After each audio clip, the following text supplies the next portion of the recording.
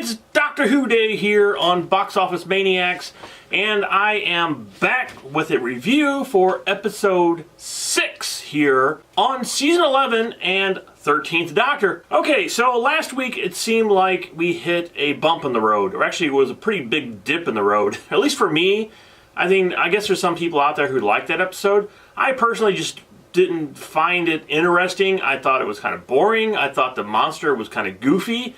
I didn't think that the actual characters for the show did anything. So for me, episode 5 was probably the weakest episode of Doctor Who. And now we get followed up here by episode 6. And I watched the preview for episode 6 and I'm like, oh, here we go. It didn't look that good. Of course, they didn't really show much about what it was. But they showed another alien race, and then they showed it was going to be an episode about Yaz. Now, saying that, if you watched my first couple of reviews here for Doctor Who for the 11th season, I was afraid that they were going to start splitting off the companions and having their own stories to develop the characters. Which, guess what? That's what this episode was. It took Yaz and developed her character. So now she's just not sort of a background character anymore. I mean, they've all been kind of developed pretty well by this point, but now they just took one episode and sort of just kind of focused on the Yaz character. And that's what worried me about this episode. Was like, okay, you know, we're going to get a standalone episode about one of the companions, which is okay if it's a great episode. And this episode wasn't a great episode. It was, so far, the best episode of Doctor Who yet. So, as much as I was praising the Rosa episode, and then we just kind of went off the cliff after that, it climbed back up the cliff and just skyrocketed up. I mean, this was a great episode. This is pretty much, again, like I've said with the Rosa episode, this is what Doctor Who's all about. This is it. I mean, this episode, again, is why I love Doctor Who, why I've been watching it since I've been like 7 years old. Okay, so not trying to get into many spoilers here. What this episode is about, like I said, it's a Yaz episode, and it starts out when she's talking to her grandmother with a broken watch. So she wanted to know what happened to her grandmother and why the watch was broken. And so the doctor is like, okay, well, we can go back in time and see, you know, what your grandmother was like growing up, which is sort of unusual for the doctor to do, because the doctor usually don't mess with their companion's history or any history that I guess the people they know of.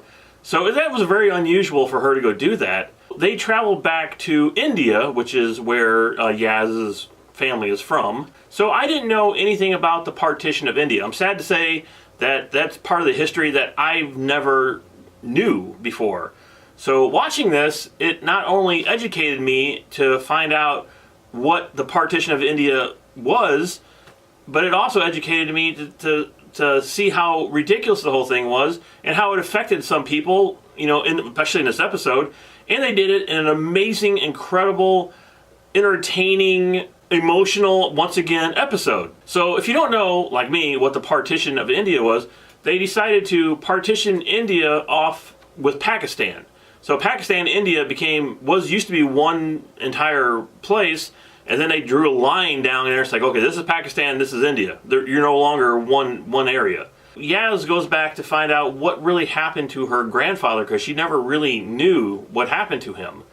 But as she gets there, she realizes it's not going to be a good ending about halfway through the episode. So you, as a viewer watching this episode, know what's going to happen. And that's, you know, really a good storytelling technique, is to let the viewer in on what's going to happen, knowing full well the doctor can't interfere with what happens because this is history. Once again, if she interfered with any of what was going to happen, Yaz would not have been born, history would have changed.